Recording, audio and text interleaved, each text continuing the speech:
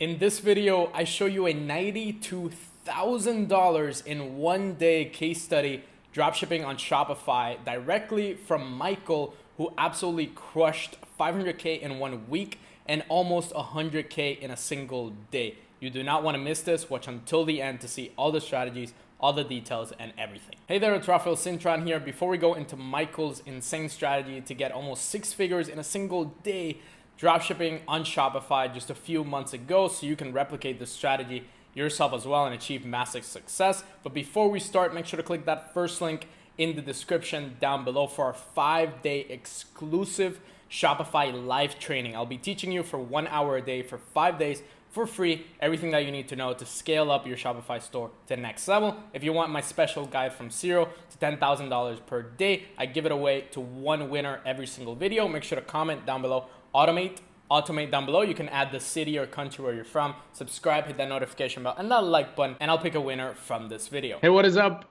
It's Rafael here, and I have a special guest today for this particular video, Michael. We've been in communication for a couple of days, and this guy has an insane success story. $92,000 in 24 hours. $92,000 in a single day with his Shopify store. Just an insane scaling strategy, over 500K over a couple of days. He has just a crazy strategy to show you and everything that we're going to go through here in this video. So stay tuned. Michael, tell them a little bit about your background, who you are, who you were before this massive success, and a little bit about you. Yeah, sure. I started out in the corporate world. I spent 10 years working for a giant telecommunications company, and I was fortunate enough that they sent me all over the world doing all kinds of things. And it really gave me a taste, though, for travel, living out of hotels, that digital nomad, laptop lifestyle kind of thing. And I knew when I came back and was wrapping up kind of my stint in the corporate world, I wanted something that gave me that same level of freedom that I had before. So I went through several years where I was just basically a serial entrepreneur. I mean, I was starting businesses, failing at businesses, just trying to find things that worked. Today, I own 3 different businesses. I own a cleaning business, believe it or not, where I just do all the digital marketing for it, and then I outsource all the cleaning jobs. That's where I cut my teeth on digital marketing and Facebook ads. Then I actually started an ad agency. Those got really popular over the last 2 or 3 years. I think just about everybody started an ad agency anymore. And I also started experimenting with e-commerce.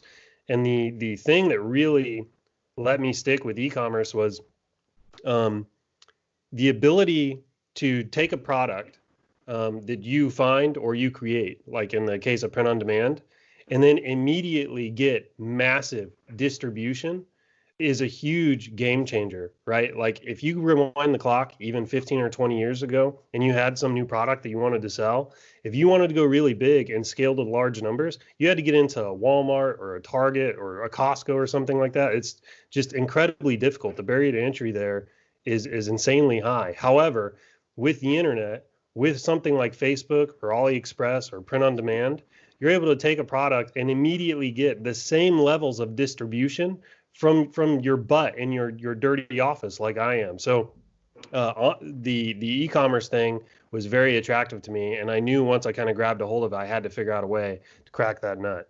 Awesome. And just for some proof, because I know there's going to be a lot of skeptics, and it's true to the YouTube world, a lot of people lie about their numbers. Can you just show people your numbers here, what you've made, what you've done, so that they know that you're... Yeah. Absolutely. So let me share my screen here. Okay, so this was the run. This was last Christmas. This was all with one product and then some post-purchase upsells and cross-sells. You can see my average order value was $69 per order. Let me refresh this just so you know it's real. Do a quick double refresh here. So this is from December 5th to December 21st. So you're looking at 16 days. So just over 2 weeks, I did $578,359 in revenue. And you can see my biggest day was right here. I did $92,454 in a single day. And I was so close to hitting 100 grand, but I screwed up my ads in the morning and it just threw me off for the rest of the day. I was actually... Look, 92 grand was great to hit in a day, and I'm thankful that I was able to achieve those numbers. But I was really kicking myself too because I really wanted a 6-figure day. I was so close. And I'm assuming, since I see Shopify Zipify upsell, that was a good chunk of your sales, yeah?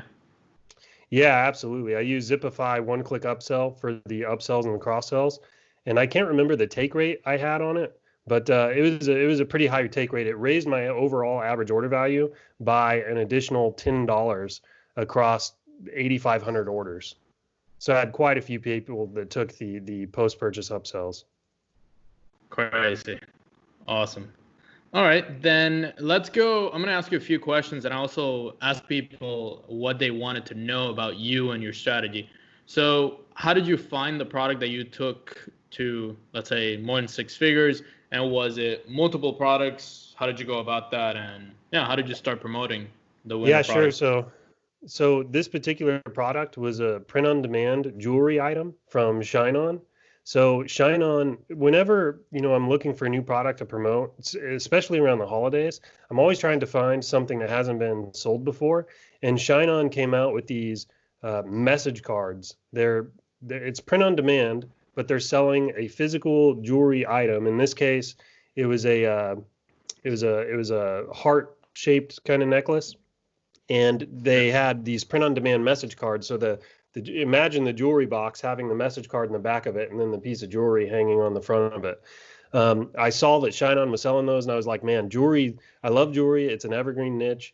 Husbands have like a genetic predisposition to buy jewelries for their wives, and the other thing that's great is husbands have no, specifically men, they're not familiar with jewelry. It's hard for them to tap into whether or not a piece is more expensive than it should be or cheaper or anything like that. They're just clueless. So it's a great opportunity to kind of sell them some cool print on demand jewelry. And if you get the message correct in the print on demand space, that will sell the product. So anyway, I found Shine On had this new product. I was like, this is what I want to go after.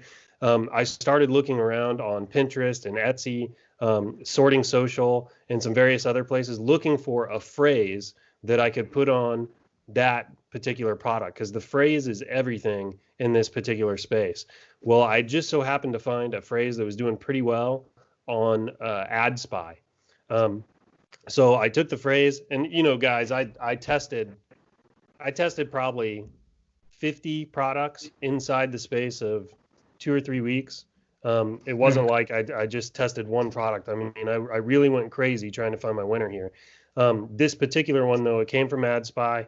I noticed that the thing that stood out to me about it was the particular ad wasn't very old. It was relatively new, and the likes were going up really fast. So I knew this individual may have been onto something. So I grabbed the phrase, did a redesign on it so that it wasn't a complete carbon copy. I changed some things up in the design, paired it with this particular jewelry item that I thought would sell well, and then I launched it. And it revealed itself as a winner almost immediately. There was none of this. So a lot of things I see new people get stuck in is they try to create momentum for their products, right? They throw a product up and then they're trying to do Facebook ad kung fu to make the product sell, when sometimes your product just sucks, right? And you can't save a crappy product with ninja skills with Facebook marketing. You can't do it. But if you find a winning product, it's like getting onto a rocket. I mean, it just takes you with it and you're trying to keep up with it. Gotcha. How much would you say you spent on testing winning products or testing products before you actually found that winning combination? It was less than $1,000 across all of those products. Yeah, I've got some testing methods I use that I try not to spend more than 2 times my break-even cost per purchase to know if something has potential or not. So I try to keep things really cheap when I'm testing. So that whole run was less than $1,000. Gotcha. So if a product, we're getting mathematical here, but just so people understand, let's say you're selling the product for $40, the cost is $20, so your 20 margin. If you spend $40, you pause it. That's what you're saying, yeah? Yeah, yes, that's right. My break-even cost per purchase. Yep. So if I spend $40 and I can't make a purchase, I'll usually kill the ad. There are a few exceptions. Like if I notice there's strong interest in that product, like I'm getting some add to carts and some initiate checkouts, I'll try to do some basic troubleshooting. But usually, look, most of the products you test, this is just my experience, 95% of them just are duds, right? They're just not appealing to the market. They're not going to sell. Those duds will reveal themselves pretty quickly, right? If you get a product kind of in that 5% margin, you'll see some interest growing just based on the data and ads manager, and you'll be able to play with that to see if you can make it profitable or you need to move on or whatever. Gotcha. And what would you say your angle that you pick for testing is? So let's say, some people pick the angle of solving a problem. Some people pick the angle of just going full on emotional. Yeah. So for this particular product, it was jewelry. So I went with the gift giving angle. Plus it was right around Christmas, right? So everybody was trying to buy gifts. I also capitalized on this whole, I'm sure you have a bunch of men in your audience, and if any of your men have girlfriends or spouses, they all know what it's like to wake up one morning and realize it's like 3 days before your anniversary or something, and you need a gift, right? Well, I knew that if I had the right jewelry product with a really good message and I could show it to somebody after December 1st, right? I knew that if I could get in the same month as Christmas, and you had some husbands in there that were panicking because they hadn't bought anything yet. Most husbands will take the path of least resistance. And if I show them the right product through a Facebook ad, they'll freaking buy it. And they sure enough did. How do you scale from just a few sales to, let's say, a 92K day, which is crazy, but let's say you're getting, you're testing a product, it's going good, it's getting you sales, it has 10, 20 sales. What do you do from there? You just keep testing audiences, ads, or what do you do? Yeah. So my strategy for all of this is all about finding what I call whale products. So I try to take products, and I use a fishing analogy a lot with when I explain this to people. So I think you have products. You have some products that are guppies that don't sell at all. Those are your duds. You have some products, I call them salmon. These products are like your 4-figure products, but they're difficult to scale. You're always marginally profitable, but you can never really scale them very much. They fall apart on you. Then you have what I call marlin. Marlin are like the big swordfish. And these products, you can get to 4 or even 5 figures, but that's usually where the ceiling is. You can't take them much beyond that. And then you have what I like to call whales. And whales are broad appeal products. These are products you can easily do 6 figures with in a very short amount of time. Broad appeal is very important here. You want a product that you can market to a huge audience size. So in this particular case, my audience size was 22 million, I think, rolling into Christmas. So I didn't narrow down my audience size by a bunch of different niched interests or anything like that. I ran things very, very broad with this particular campaign. The key, though, was I had the right product. I had a broad appeal product that could span the entire breadth of that particular audience. When it comes to the actual scaling methods inside of Facebook, if you want to do 92K a day, in my experience anyway, you are not going to get there using campaign budget optimization. It's too inconsistent. Facebook, I don't like the way Facebook's algorithm makes decisions for me. With my particular scaling method, most of my ads, people are going to scoff at this when I say it, but most of my ads never get out of the learning stage. I launch my ads brand new every single day. I like to use a few campaigns with tons of ad sets in them. So for example, with this particular run, I would have one campaign with 200 ad sets in it. And if that did really well, the next day I'd have 2 campaigns with 200 ad sets in them a piece. So I'd have 2 campaigns with a total of 400 ad sets. I did this every single day. As I was really leading up there to my $92,000 day, I was launching probably $250,000 worth of ad sets every single day. And then I had some rules built around those ad sets, and I cut them very aggressively throughout the day based on the performance of the individual ad sets. And then at the end of each day, I would kill all of those campaigns and I'd relaunch them again brand new the next day. And the reason I like this method, especially when you're scaling with big numbers like that, is because it pushes Facebook's algorithm to the side, where it's not making as many decisions for you, and it lets you become the algorithm. I call it the I am algorithm method, actually, because I really like how you take back the decision-making power. There's pros and cons of this method. The pro is you can hit gigantic numbers, right? Whereas CBO tends to fall flat the larger your budgets get. Once you get beyond the $5,000 or $10,000 a day mark, CBO tends to fall flat. So you get to take control back in that sense. But the other con is it's a little bit more work because you have to be in there and you have to be aggressively managing your ad sets. So there was a day, I remember this. It was 5 a.m. I got up every single morning to launch all my ads. It's 5 a.m. I had 500 ad sets going on this particular day. Each ad set had, I think, a $200 budget on this particular day. And I remember it was right after all my ad sets started to spend. And I don't know how familiar your audience is, but with ad set level budgets, when Facebook starts spending, it usually spends very rapidly out of the gate because it's trying to determine what your auction price should be. So it's trying to gather initial data on your ad sets. So anyway, I remember I was going through all my ad sets, turning ad sets off, and I refreshed my ad sets, and I noticed that my total spend jumped by like $600 in the span of 15 seconds. And I was like, holy, my adrenaline got pumping. I mean, I was like, it is serious Red Bull time, put your hat on backwards and get some of these bad ad sets turned off because it was spending money so freaking fast.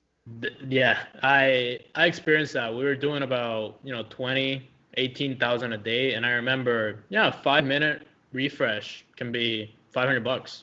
Just you refresh for 5 minutes is $500, and you get the notifications of payments from Facebook like 900. Yeah. Like every 10 minutes, and you're just crying, hoping that it's profitable. So yeah. And you're hoping your power doesn't go out or anything because you'd be seriously screwed. Your Wi-Fi doesn't get. Yeah, it's true. And okay, I like that. So you go for ad set level budgets, high budgets. You go for a lot of ad sets, kind of creating your own algorithm there. So when it comes to the actual creatives, actual ads, because a lot of people ask, do creatives get saturated? Do creatives burn out? What's your answer to that? And how many creatives do you end up testing on a, let's say, a 92K day? Yeah. So so when you're testing, I usually always go the low effort. I try to keep things simple when I'm testing, so I don't get super. I don't spend a ton of effort coming up with a bunch of different creatives and angles and things like that. I have some ad copy that I know kind of works. I have some a good hunch on what kind of images will work, and I try to stick with those when I'm testing. Now, when I'm scaling, as soon as I have a product that starts to take off, I always order samples of that product. That way I can get those samples in my hand and take some of my own photos. So what was funny about this particular product that I scaled to 92,000 a day was I knew my product was scaling. I knew I needed to get some new ad creatives because the ad creatives do tend to stale. They go stale with the audience if you just let them run for too long. So I ordered the product, and I thought, my wife is a great photographer. I'm going to give her this product and let her spend 3 or 4 hours taking pictures of it with the Christmas tree in the background and some lights and all this kind of stuff. I'll get some bomb ad images and we'll scale this thing to the moon. But meanwhile, I was so excited when the product got here in the mail that right outside in the parking lot, I popped it open and took a picture of it at like 6:30 at night. So like the sun was starting to go down with my iPhone. So the color was off. I mean, it was a horrible picture. You wouldn't even imagine. And then I took it inside. My wife spent 3 or 4 hours. She did amazing. Her pictures looked professional, right? Like she was holding up the jewelry. She had her wedding ring in the picture, so you could tell like it was kind of that gift angle. And you had the Christmas lights kind of blurred out in the backgrounds. I mean, it looked amazing. And her photos completely flopped. My crappy picture I took with my iPhone in the parking lot went off like crazy. It was the best picture I took. So I kind of learned a lesson from that, and that is the more amateur you can make your ad creatives, the more you can make it look like an individual product review picture or something like that. The kinds of media that people typically share on Facebook, the better it tends to do. I agree. Yeah. The more amateur, the more realistic the picture or the video is, the better it's going to do. And also, a good point there that I forgot to mention, that since it was jewelry or print on demand, obviously, image ads do a lot better than video just because it speaks for itself. You don't need to explain the product. Yeah, that's absolutely true. All right. For some more proof here, we want to go into your ads manager, and the day that you made $92,000, which was December 18, So here you guys can see the amount spent, almost 30 grand. So you basically threw out a car and threw it to Facebook. So it's pretty intense stuff. Your return was almost 3x, made 80 grand. I'm assuming the rest was through email or upsells that didn't get counted, purchases that didn't get counted. So Yeah, I think a lot of it is just stuff that wasn't counted on this particular day. You can see my purchase conversion values. It's locked in at 80,000. We did 92 that day. So it's part and parcel with Facebook, right? It just sometimes your pixel doesn't fire. yeah, and I like that. Yeah, this is all at a high level campaign. Like every campaign has almost 100 or plus purchases than the top one. Yeah, that top one, 8,000 spent, 24,000. That's high level, man. Really nice. Good stuff. Yeah, we can, if you want, I can jump into it real quick. Yeah. Show you what I was doing here. All right, so this particular campaign had, it's going to give me my count. How many ad sets? Well, at least 100 ad sets in this particular campaign on this day. And you can see that most of these ad sets were $500. And also, I turned a ton of them off. So if I scroll all the way down, I have this sorted by amount spent. You can see that I turned these off very aggressively as they started to spin up. I've got a bunch of rules I use to determine what my tripwires are for these ad sets. So I turned a bunch of them off as they scaled up. So you can see a lot of these didn't even spend more than $10, right? And then as we get kind of higher and higher in the spend, you see I've got my add to carts, my initiate checkout start to come into play, even start to get some purchases. And then I also had rules around when I would turn off the ad set based on its ROAS for that particular day. So at the end of the day, so this probably would have been darn near close to midnight. I only had 6 of my 100 ad sets in this particular campaign that were still alive and bringing in sales. I only had 6 that had not, where the ROAS hadn't dropped below its cutoff point yet. So it's pretty intense running this method because it's a lot to juggle and it requires quite a bit of focus. I actually track my profit probably every 15 or 20 minutes. The entire day when I'm doing something like this. Yeah, and it's pretty crazy that most of the ad sets are actually not losers, but didn't get any momentum from the beginning. So people might think I'm gonna launch 4 ad sets, and if those fail, then dropshipping doesn't work. I'm gonna quit this. E-commerce doesn't work, and you have almost 100 ad sets here. Most of them don't work, yet you made 25 grand in a day. So that's just the way I use this thing. I call it the bucket theory. I developed this back in 2017. And by the way, like all my methods I use with this multiple ad sets, they have worked for me since 2017. I've never had to change my method as Facebook updates their algorithm and things like that. This continues to work just as good as it did 3 years ago. I use this. I developed this thing. I call it the bucket theory. Probably 3 years ago. I think each. When you're doing your targeting at the ad set level, and Facebook comes back and it tells you your total target audience is like 10 million people, for example, you don't get access to all 10 million of those people from that one ad set. I think, and this is totally theory, I think you get a bucket of people from that ad set. So if you imagine it as a giant body of water, those 10 million people, I think Facebook comes in with a bucket that's proportionally sized to your budget for that day, and it just scoops out a bunch of water, right? And that water may have some fish in it or some buyers, for example, and it may not, right? So what I like to do, because I don't really like Facebook's algorithm very much, I like to stack the odds in my favor, and I just say, well, if that's the way you're going to do, if you're only going to give me a small segment of those 10 million people, I'm going to launch 100 freaking ad sets so that I can pick out which segment I want to spend most of my money with.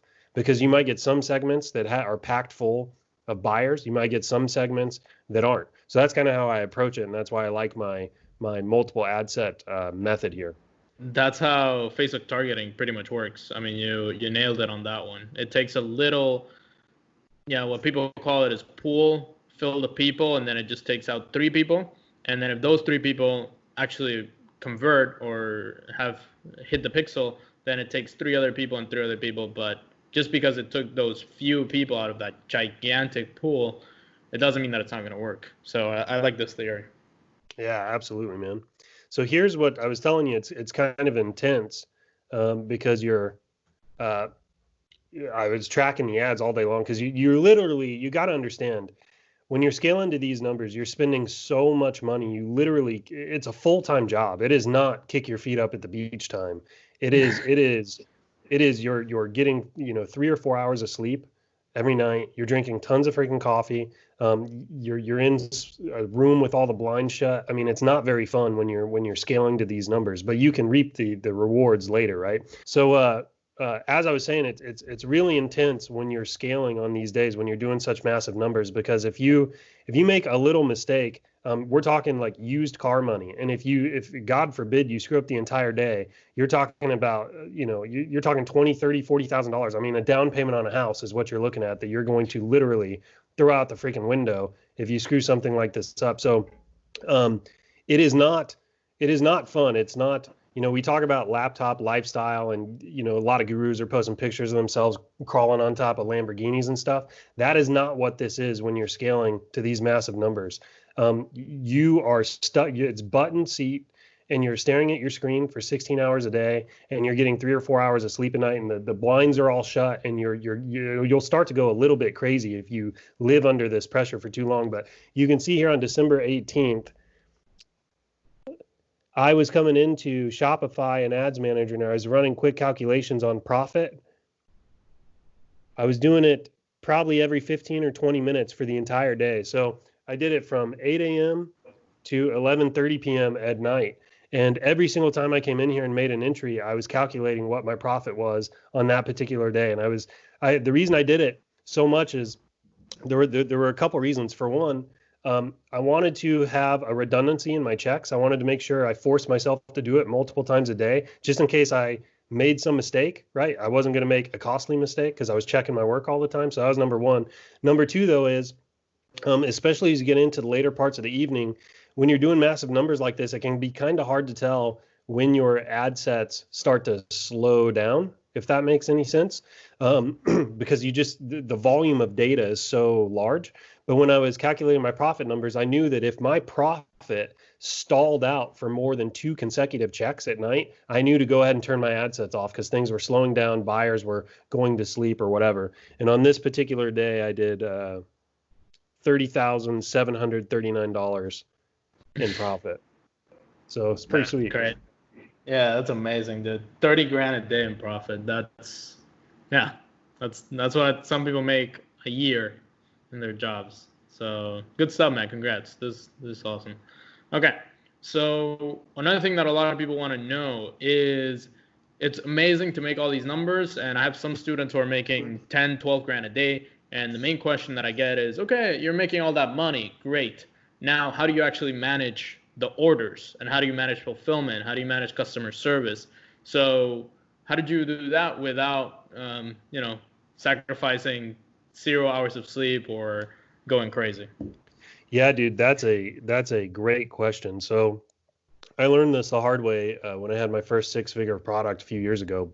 So what I like to do is I have a really solid FAQ on my Shopify store. I have a really solid section on returns and refunds on my Shopify store. I have a button right on my Shopify store where people can go and track their package, right? So that's just on the Shopify store alone, right? Because if people run into an issue, they may just go to your Shopify store and start crawling around for customer service. So I tried to make sure I had all those pages readily available. And then on my Contact Us page inside my Shopify store, above the Contact Us form, I had a bunch of information saying, hey, if you have an issue within your order, you can email support. If you want to know how to track your order, you can click here. If you want to check out our FAQ, you can click here. I was constantly putting that in front of the customer, trying to prevent them from emailing us. Because once they email you, you're locked into having to respond. And that's when things get tough, right? So then even with my email, I used Freshdesk for this. If somebody sent in an email, I had an autoresponder that went back to them. And the autoresponder would have the entire FAQ in print, right? So I wasn't linking out to it anymore. I actually had it in print and I emailed it to them. And then I also said, hey, this is very important. If you just sent us an email and you did not include your order number, you're not going to get responded to because we have no way to track it. Another thing I did was I found that if I had a phone number on my Shopify store, it increased conversions, especially with kind of the baby boomers and stuff. So this is probably product specific, but I set up a phone number, and I think I used phone.com for this.